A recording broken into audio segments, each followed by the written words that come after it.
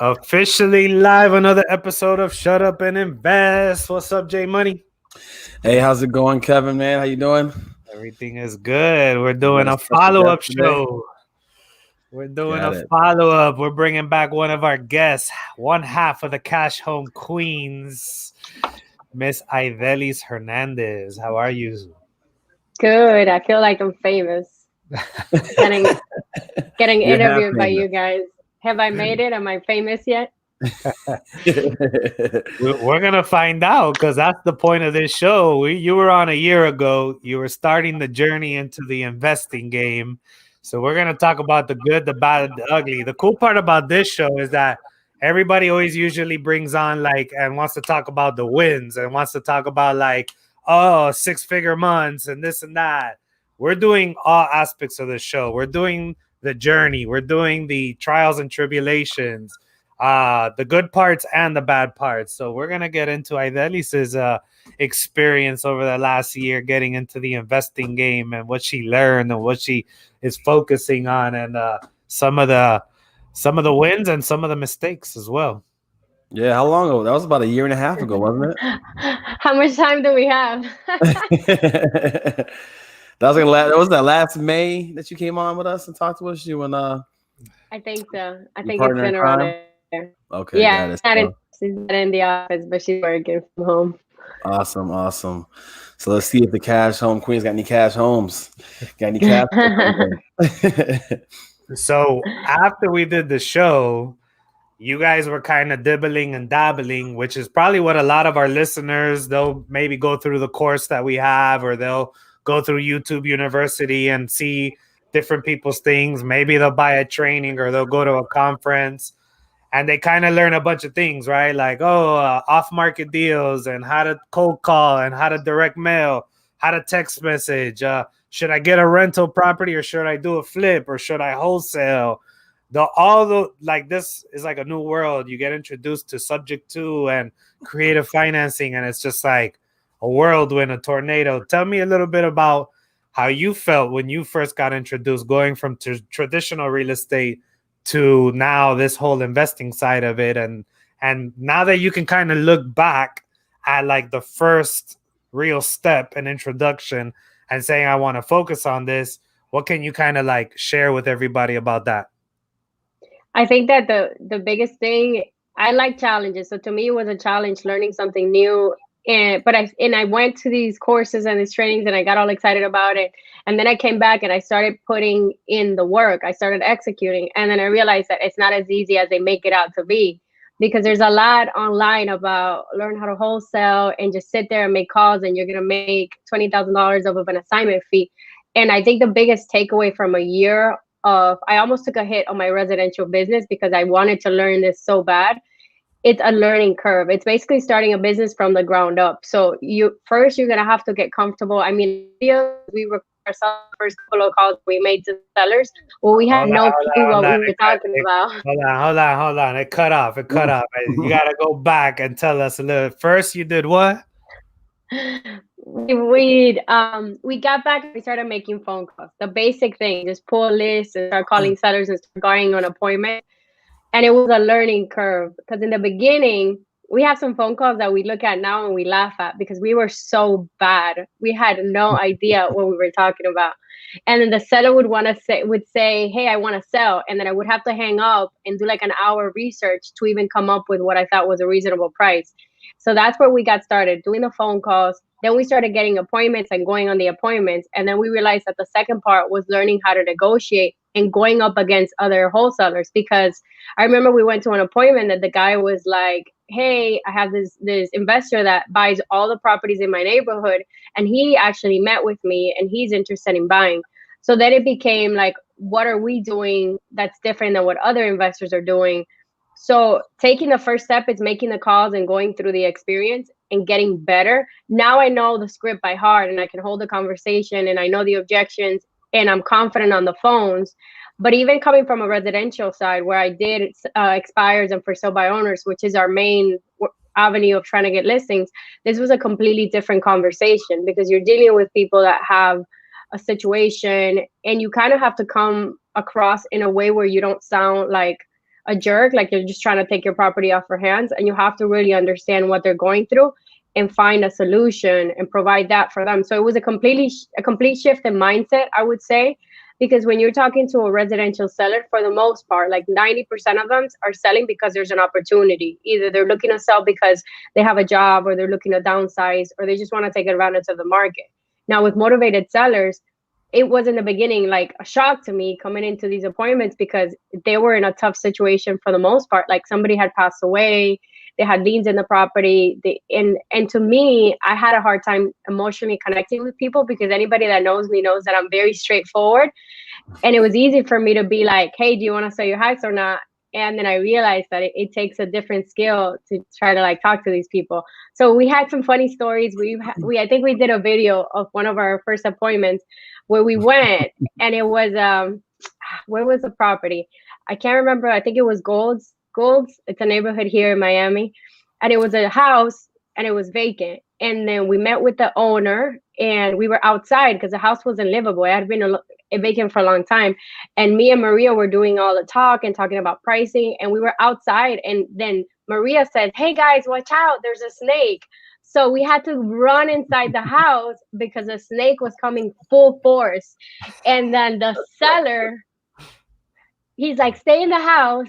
He was Jamaican. He was a cool guy. He was an old school Jamaican guy. And then he pulled a machete, which I don't know where he got it from. And then he starts like macheting the snake. And it was the funniest thing that we've ever had to go through. So experiences like that.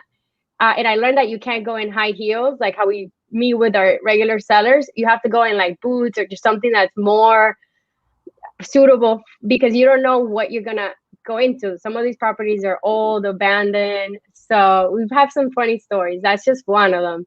But it definitely was a learning experience, everything that we've gone through. That's funny, man. You were in Google, so the machetes and Google all over the place. They got them in every corner of the house.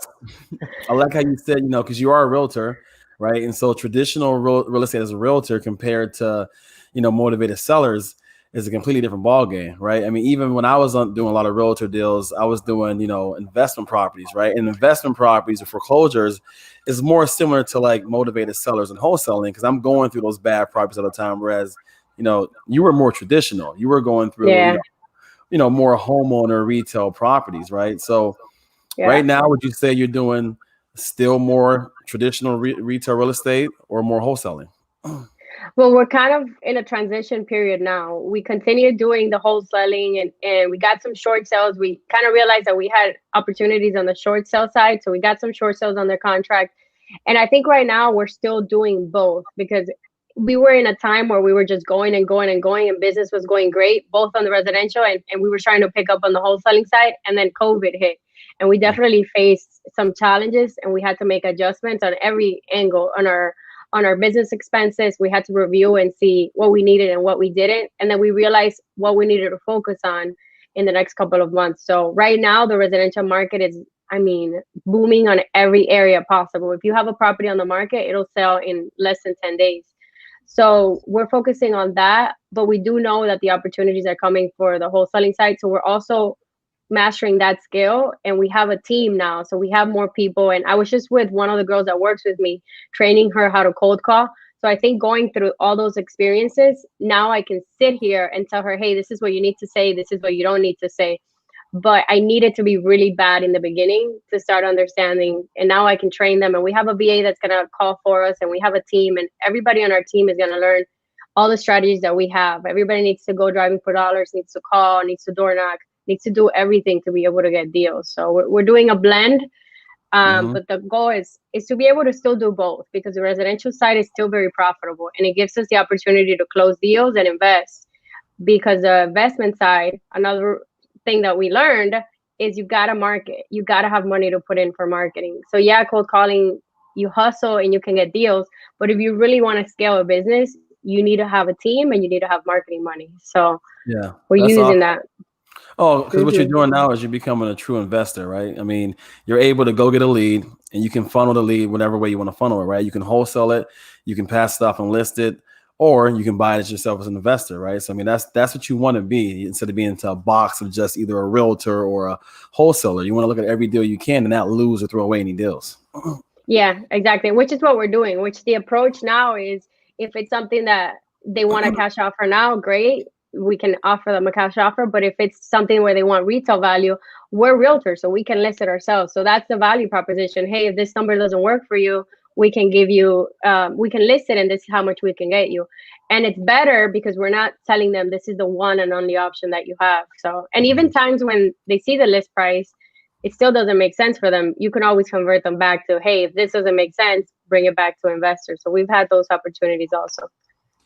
Speaking of, before we get into, I know you did your first personal investment deal in your portfolio. We're going to get into that learning lesson. But before we get to there, we'll leave that one for last.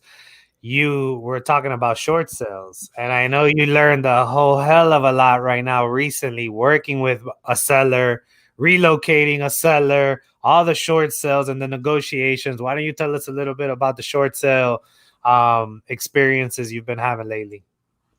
Where do we start? I think this is a year of, where do I start? It's been lesson after lesson after lesson, and unfortunately mistakes after mistakes.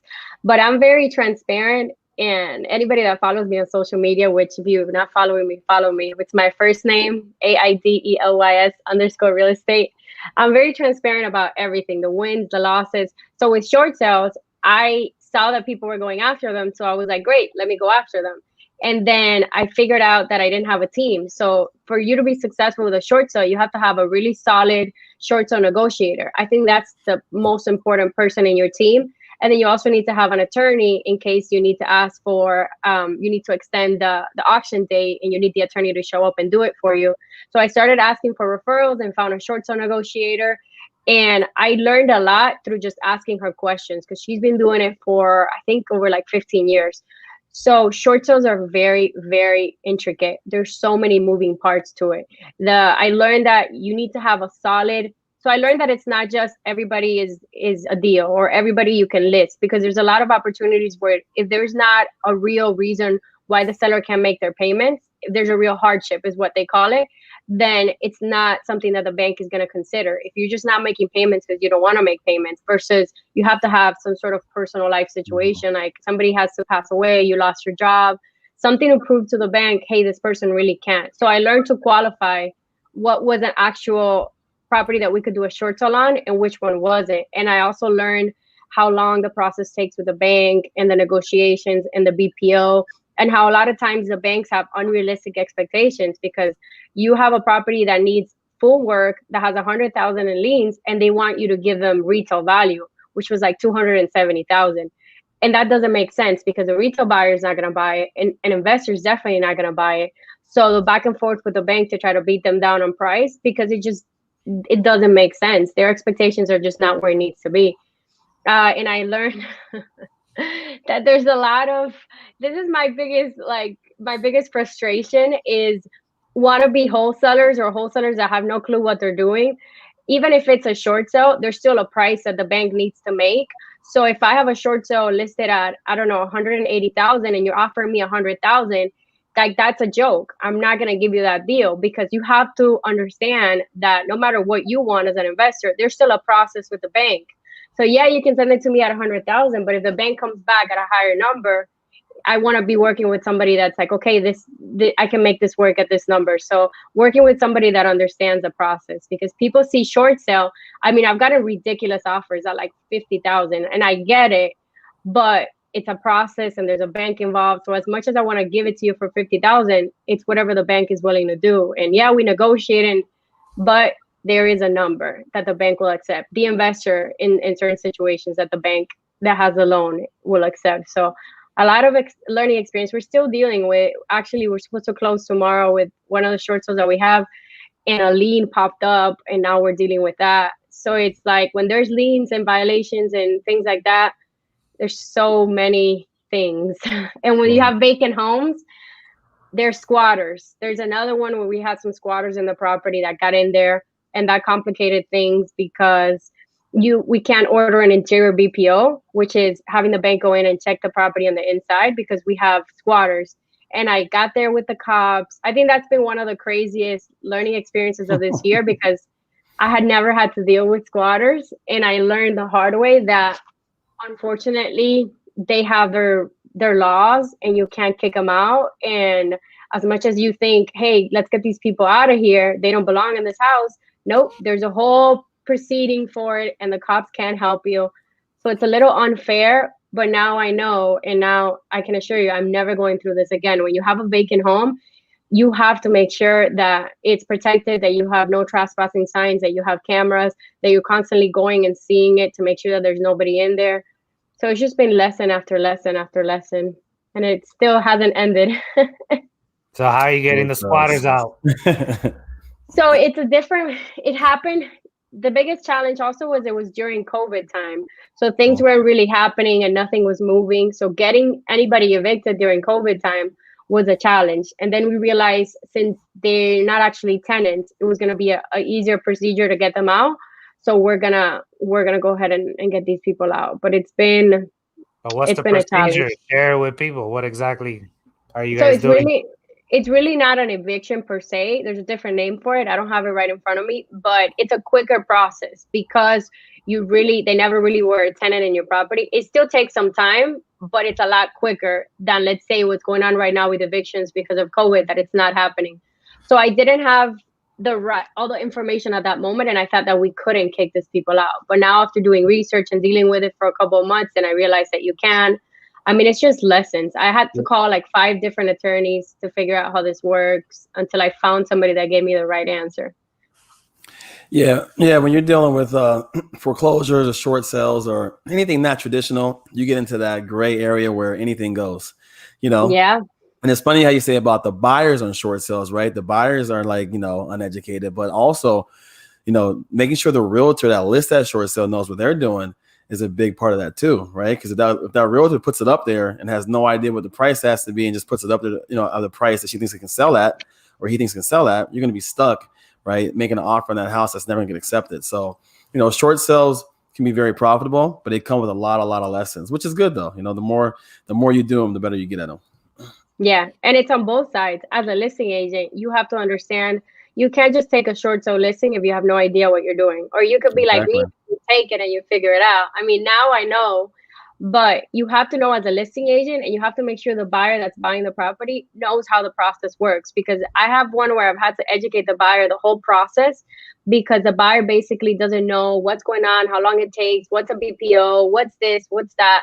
And it just becomes tedious if that other agent or that other investor has never gone through the process, because then you're doing the work and educating someone on how it works. So yeah, I mean, I took courses plus just doing it. The only way to learn is doing it. But I took like basic courses to understand how the process works. And now I know that I can do a short sale and I can do it well. And now all those lessons are going to help me in the next deals that we do, because now I get it. But I had to go through the process and headache. You also learned a little bit, if I'm not mistaken, on how to work with the sellers and realize that relocating the sellers is sometimes part of the deal. Yeah, so it's a whole package. Like you can't just come in and say, I'm gonna buy your house, or I have somebody that's interested in buying your house, and then leave these people homeless. Like you have to find them. What's the next step? Where are you going to next? So working with sorry, I have people from my team coming into the office. Working with finding them a solution in all areas. Where are you going to next? How can we get you there? And relocating them. And we were on a short timeline where we were supposed to close, and we hadn't found a place for her. So I had one of my agents showing her places so she could rent. It's a whole process trying to get them situated after they sell this house. Because if not, really, you're doing them a disservice. If you're just like, hey, get out of the house. I want to do right by my sellers, and I want to make sure that they're happy with the whole experience. So yeah. And you were able to negotiate also the buyers to pitch in and help her relocate too, right? Throw some money to help her out. Yeah, because that's another thing. She basically has no money to move. So yeah, the buyer was on board with that. Yeah, and that's just solving problems, right? I mean, if you're in real estate as a professional, we're solving problems, right, from A to Z. So some of the best deals I had to buy and pick up a tractor trailer one day and drive it to a guy's house, an RV, just to get the deal done, right? So this isn't a A to B type of business, right? Every transaction is different. It has its own problems you gotta solve. And there's two reasons why. One of them is you want to get the deal, of course, and the second one is you want to be human. You want to make sure, at least I have a rule, in anybody that I do a transaction with, they have to walk out better from that transaction. So if I'm just doing a deal because I want to make money, I'm not doing it for the right reasons. I'm doing it because I want to make money, but I want to make sure that I improve that person's situation. And when you're dealing with buyers and sellers on the residential side, it's different because it's a smoother process. But when you're dealing with motivated sellers, it takes a lot more work. And you have to be willing to do that work, and you have to have the right intentions behind it. So that's my rule. I won't take a deal if I don't feel like I'm improving that person's life in one way or the other. No, that's true. It's like you said earlier, how you had to be more, you can't just come out and say, hey, what's the price, right? When you're listing a house and listing it in a listing appointment, they want to sell the house, right? When you're dealing with motivated sellers, you got to figure out what's the situation and then find out what that situation is, figure out what they need. Cause it might not be money that they need. It might be like a situation where there's 3 or 4 siblings that just want to get, a family issue figured out, right? Or someone needs to relocate and move, right? So you have to get down to that core of it before you even figure out what the price is. And I see a lot of new wholesalers and investors jump to the price, and it's like, hey, it's not even time to talk price yet. You don't even know what they're going through. No, that's been one of the biggest things I've learned. And I think this year has been in some ways challenging business-wise because we've had to make so many adjustments. But I think as a real estate agent, as an investor, as a person overall, I've learned so much about just how to deal with people and how to interact with people and do it in a way where I'm more effective. And it really comes down from trying to figure out what is the situation, how can you solve them, instead of what's in it for you, because people can smell that. They can smell when you're in there and you're just trying to give them the lowest price for the house versus when you're really trying to figure out and solve and give them a solution for whatever they're going through. And of course, you want to make money because at the end of the day, it's your job, but really connect with people, which is really hard for me in the beginning. I'm telling you, I'm very like, when are we going to close? When is the closing? How much am I going to make?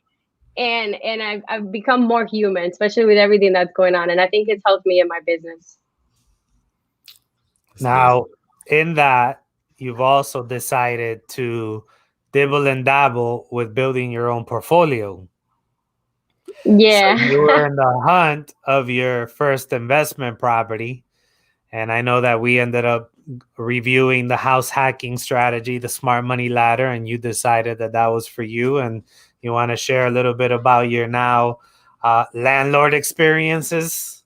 Yeah, and I think the recurring message for 2020 was I had this plan and then COVID happened, or I wanted to do this in my business and then COVID happened.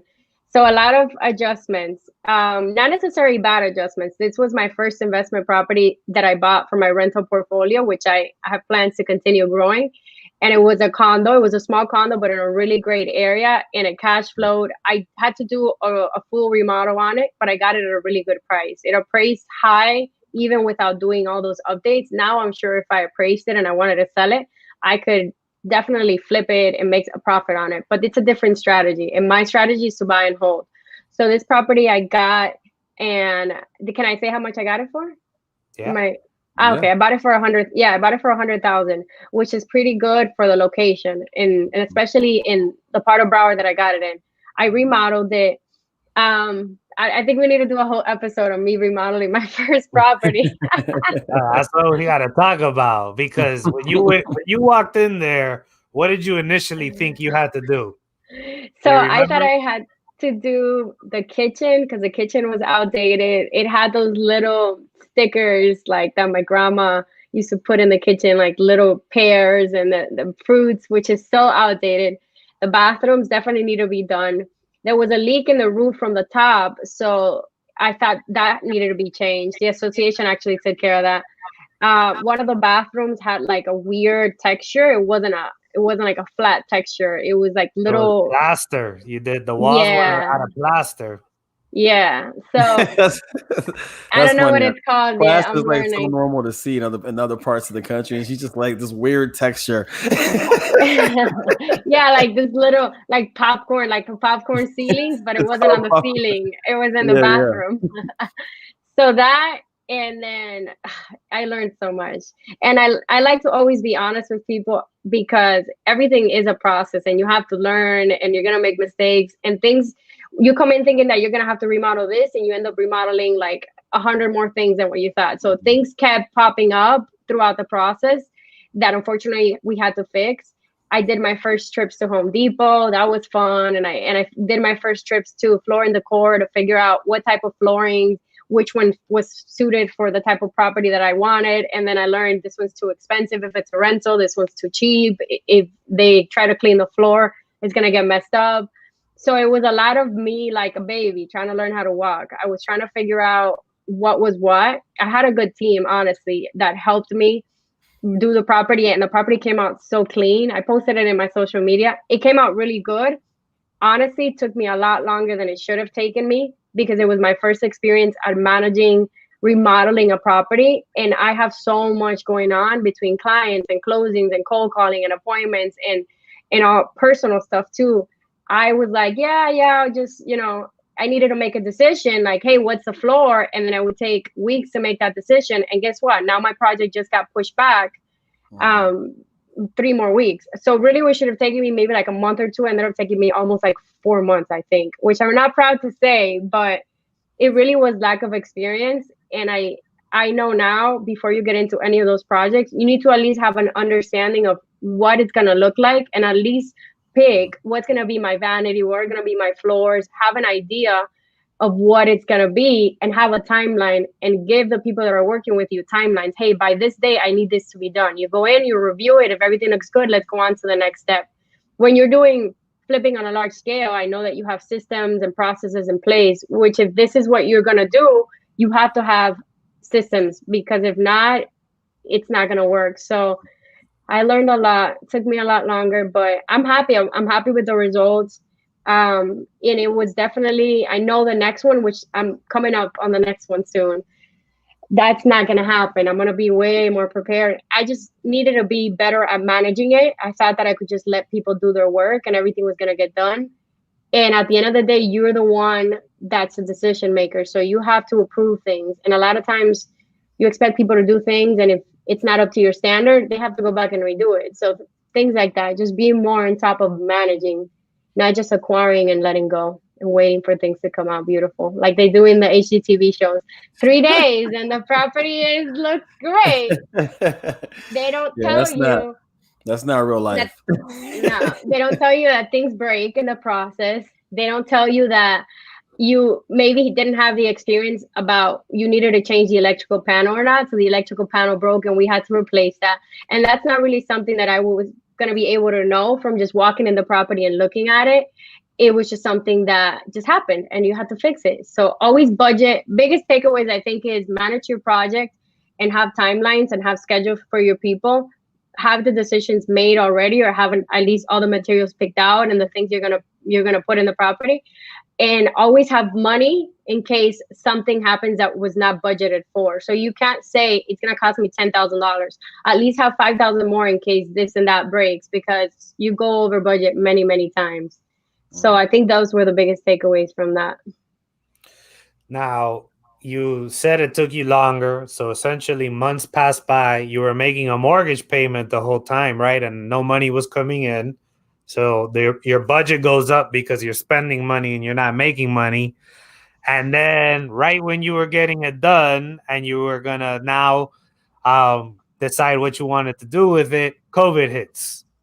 Yeah, that was another challenge. Another reason why you shouldn't procrastinate on things like this, because you don't know what's going to happen. I mean, I hope another pandemic doesn't hit, but what are the chances that as soon as I finish remodeling it, I was looking to move into it and then COVID hit. So I decided to make a switch just because it was a better decision to have it rented.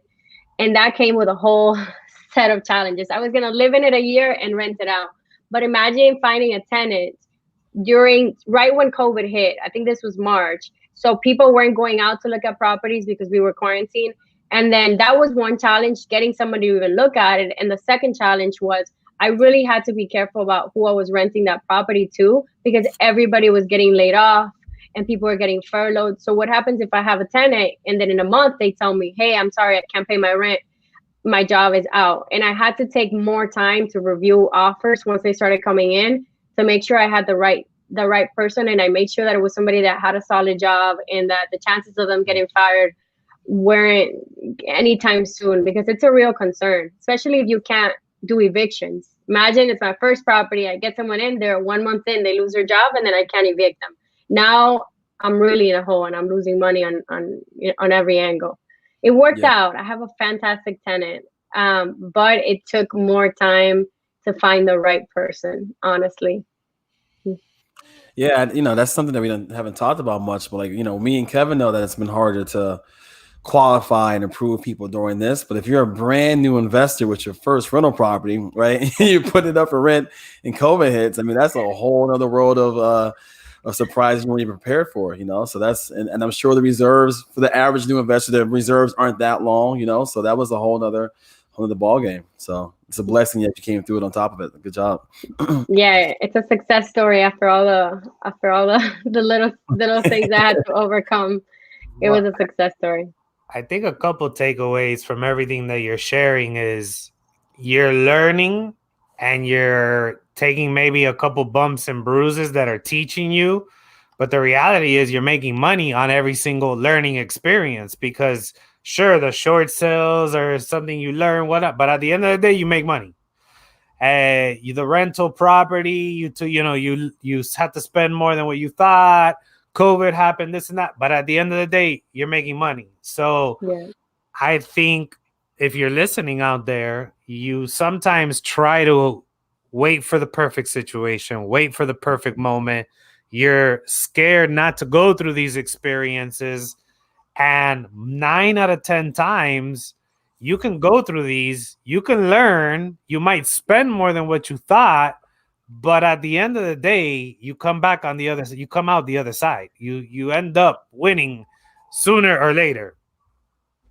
Yeah, you can't be scared to make mistakes. Anytime I get into trying to learn something new or doing something new, there's always that initial fear where you're scared to even make that call or go on that appointment because you don't know if you're going to say the right things. And there's been situations when I've had to go on appointments, and when I was first trying to get more comfortable meeting with sellers, where I would sit in the car and I almost considered not going in because I felt like, wow, what if I don't say what I'm supposed to say? And then you walk in, maybe you're not 100%, but that person likes you, they connect with you, you say a couple of things that make sense, and they're willing to do business with you. So you don't have to be the top salesperson, know every single objection to really win. Sometimes it's just putting yourself in front of people and making mistakes. And it's the same thing with buying your first investment property. I talk to so many people that are scared to do it because they don't understand it.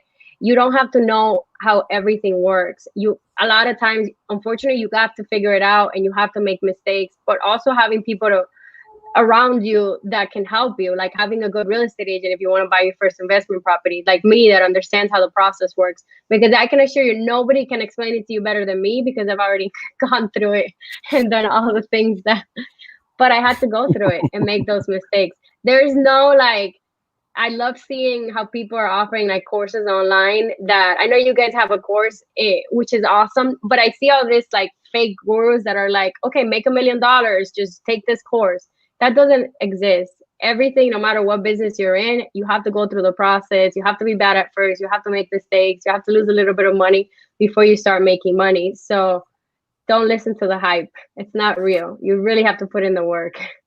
Oh yeah, you definitely do. Also, that's one thing you said, you have to have the stomach for investing, right? Because I always tell new investors, who want to partner or invest, look, if we're going to invest together, understand this is an investment, right? So this has ups, this has downs, this has times where you don't have any money, it has times where you can make some money, but it's an investment, right? And if you come into it with that mindset that, look, I'm investing something, right? It's not a guarantee, and there might be ups and downs. It's a lot easier to deal with those things that come, along the way, right? I think so many people come here thinking it's going to be some kind of easy cookie cutter. I invest this, buy a rental property, take 2 months, and it's going to cash flow all the time. That's not the case. You have to be built for those real estate difficulties that pop up, because they're going to pop up. They are, and you just have to go through it, and you just have to find a way to overcome it and now come out stronger. Now, for my second property, which I'm looking to buy a multifamily, I know a lot more. So I'm coming into this experience a lot more prepared than I was the first one. And after you get the first one in, I promise you there's no going back. You want to go for the second one and the third one and the fourth one, and you're looking for opportunities. So start by getting your feet wet and just buying one. Once you buy one, you see it. Every month I'm getting paid by my tenant. She's great. And when I see that money come in, it makes me so proud because I know everything that I had to go through to get there. So now there's no way to go up. To go down. We're only going up from here. And he had a comment of don't let anybody snake your deal. That's another lesson I learned. So you working so hard to get this deal, and then you have people going behind your back to the seller. And I had my seller calling me, hey, this person contacted me to get me this much. But you have to have real good rapport with your seller and a really good relationship, and they have to trust you, because what's going to happen when your what's his name comes in behind you, and they actually are very aggressive in Miami. Miami is, I mean, out of the investment world, I think one of the most aggressive. They knock on the door of the seller, they call the seller, they send them postcards, they text them, and their approach is, hey, I can give you a better deal. Hey, I can offer you more money. So that's another thing to be aware of when you're starting to invest. There's people out there who will just come in right behind you and take your deal after you put in all this work. The vultures, they see blood. Yeah. Now that you got a lot of this experience, year one under your belt, how do you think these next 12 months are looking? Where's your focus? When we do another recap show in a year, where is it? I know you mentioned you plan to have a multifamily added to the portfolio. What's the plan? I know you were running numbers on properties yesterday and analyzing cash flow. You're planning to live in it for a year or two on one of the units and rent it. What else are you focusing on? Where's your mindset? Where, predict the next show in 12 months. What are we going to hear from you? Ooh, more deals on the contract, more money, a better team. One of the biggest things that I learned from going through this experience, even COVID, is you really can't do it alone. You can start a business on your own and start building the skills, but you need a team to really be successful, and you need systems. So I'm working on perfecting my systems. We're working on automation, which is very, very important. Having just that follow-up constantly happening while I'm trying to get new deals. So automation is definitely going to be in place. My phone skills have gotten way, way, way, way better. So just getting really, really good at that and getting deals over the phone, because going to the appointments does take a lot of time. So just trying to get more deals over the phone, building my team. I have right now 4 girls that I'm working with and really teaching them to be badasses in every way, being able to get deals in multiple channels, being able to go on the phone and be able to talk to a seller. And I want to buy another multifamily. And if another opportunity comes that's good and I want to keep it, I'll keep it or wholesale it. I mean, I can just, the opportunities are endless. And we're also growing our residential team. So both the residential and the investment side are going to blow up in the next year. Awesome. Coming for you.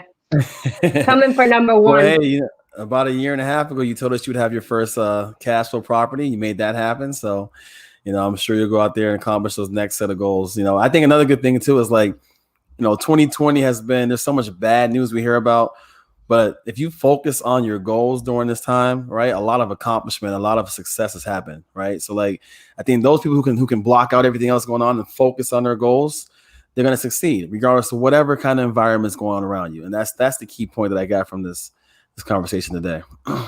Same, yeah. Last night you sent me a message about cash cows. You want to share with people so that they don't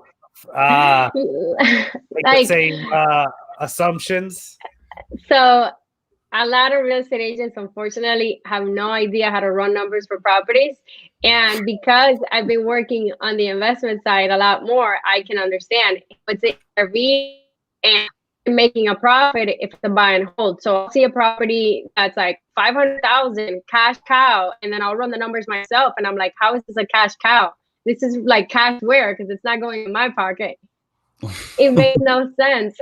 So yeah, man, like if you're an investor that's new and starting out and you trust that this agent is going to help you, make sure that you're doing it with somebody that understands, because they'll end up giving you a horrible deal. You're putting all your money into it, and at the end of the day, it doesn't work. So as an investor, learn to run your numbers and partner up with an agent that's good and a hustler and is well rounded and that understands both sides of the business. Because agents, when they do comparables for a single family home, it's so different from when you're looking at it as an investor perspective. So it might not work. It might not work. Yeah, a lot of agents also aren't investors, right? So how can you take advice from an agent who has never invested in the property themselves? So you got to make sure you pick the right agent. You know, what's their experience? How many properties do they own, or how many deals are they doing in the investment side? Yep, exactly. Cash out, your property rents for $2,200, but if you finance it, your loan will be $2,800. Negative $600 cash flow a month. Cash cow. There we go.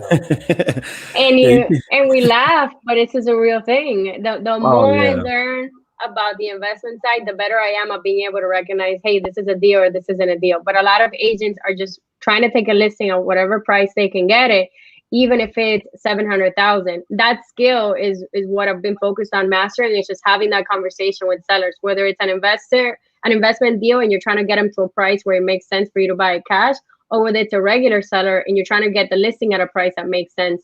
You can't give people unrealistic expectations because their property is never going to sell. So a lot of agents don't have that skill, or they're scared to have that conversation. That's why you see properties way overpriced that nobody's ever going to buy. Yeah, I mean the wholesaler's ARV rehab costs, and then the agent's marketing remarks. That's like drama. That's it's never aligned. It's never aligned. Every time an agent says like, "Hey, this is a great deal for flipping," and you do the numbers, you're like, "What? Where?" No. I'm glad you came on. I'm glad you have stayed the course. It's like you said, it's not always, I'm going to end up doing 10 deals a month overnight, making $20,000 per deal. That's not to say you can't do a deal, fast. But setting the commitment to no matter what is happening, you're in it. You're not going anywhere. You're there, putting in the hours, mastering your craft, because it's a long term. It's a marathon, and that mentality is where it's at. I know. I went with your partner recently on an appointment. I shared it on the previous show last week, where people are going into tax lien auctions in a few weeks, and they're getting offers to be able to cash out and fix all their problems, and they still don't do it. And that mentality of looking at long term and seeing what's best for your overall portfolio, for your overall business, is, believe it or not, as you start to be in this business, not a typical trait. Mm-mm. No, it's not. People can't see past what's in front of them, the immediate problem, or the chase for instant gratification. Mm-hmm. Yeah, definitely. The good investors plan ahead, right? They plan ahead and they look at everything in the big picture, right? I mean, the amateurs say, okay, I just want this one deal to make money. Well, if you have a bunch of deals and that one deal might have to be a loss to continue the progression of your portfolio, you have to cut that loss off, right? But you're right. So many get caught up in that one, immediate action or immediate property and don't look at the big picture. And one of those problems can take your whole portfolio down. Yeah. And I saw, who was it the other day? Somebody posted that I think it was Aaron, that he posted his first year in real estate, he only made $13,000. And this guy now is like nationwide top producer, closing like 240 properties a year. And again, how many of us take a course, make a couple calls, get that first appointment, and give up because it didn't work out the way we want and we didn't get the instant gratification? Like, are you willing to make a deal or two in the next 12 months, get the experience, taste a little bit of it, and then watch it explode? Plus, I think like the farmer's mentality, a lot of it is you planted a bunch of seeds in these relationships. Like, if you just stick it out, they'll start to be profitable and they're going to start to sprout, and having a follow-up system and being able to, circle back around to those opportunities, that's where the pipeline really starts to explode. Yeah. Yeah. Yep. Lady, Thank you very you. much for your time. I'll be here. Thank you for coming back and sharing that story with us. I know we have a lot of first-time investors who haven't even done that first deal yet, right? So if you guys are on our YouTube channel, go watch their first episode. The Cash Home Queens was one of our first episodes ever. And you can see our rate of progression, how she's out there, doing wholesale deals, doing short sale deals, picking up investment properties, looking for multi-units. It can be done, but you got to shut up and invest, which is what you did. Put it on your calendar. A year from now, another recap. For sure. Thank you guys for having me back. No problem. All right, guys. Tune in to next week, 1:00 Wednesdays, live on YouTube.